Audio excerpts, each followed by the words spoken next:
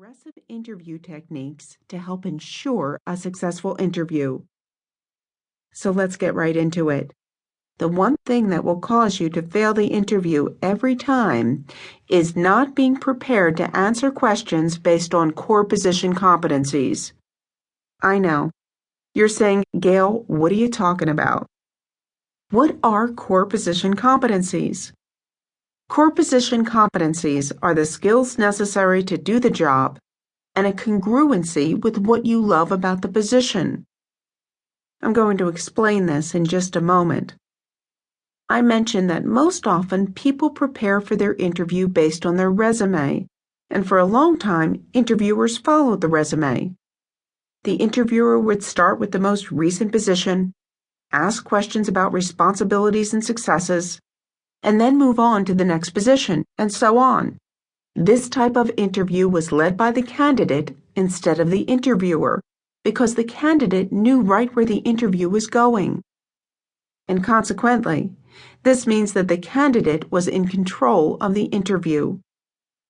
Well, now the interviewer wants the control in the interview process. But that's okay.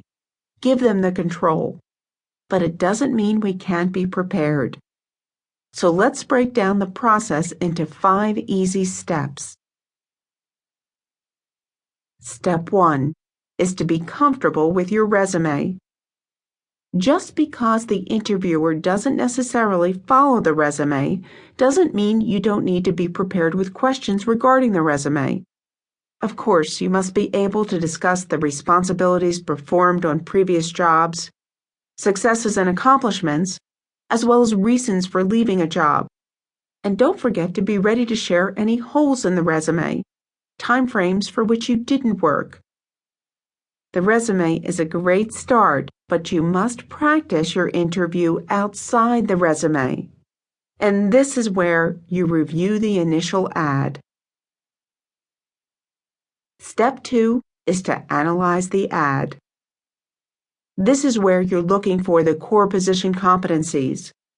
Based on the position for which you're seeking, what skills are necessary to do the job? And how does what you love to do match the ambitions of the position?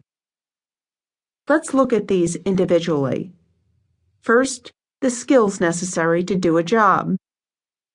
If you were seeking a customer service position, you would need a friendly voice, attention to detail, patience, resourcefulness, plus many other skills.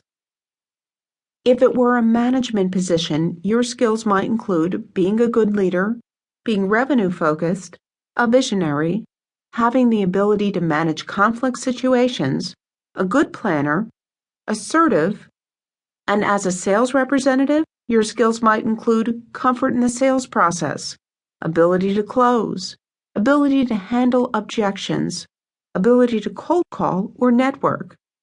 I think you see where this is going. These skills are necessary to do this job successfully. Your job right now is to make a list of as many skills as you can think of. This will help you organize your thoughts as you plan for the next step. Now, part 2. How does what you love to do match the ambitions of the position? If the position for which you are being hired is a customer service position, what must someone in customer service love about their job? It's something to think about, isn't it? If you were being hired in customer service, you must love people, managing challenges, or maybe handling details. If you were interviewed for a management position, you must love empowering your team, training, guiding, supporting. And if you were being interviewed for a sales position, it might be a love for money, independence, or competition. Based on the position for which you're hiring, write down the must-loves about that job. The question here is, do they match your loves? If you do not love the ambitions of the position, you will lack passion in the hiring process, and the interviewer will see right through that. These 2 elements are very, very important because the interviewer is weeding out those who don't fit. Core position competence.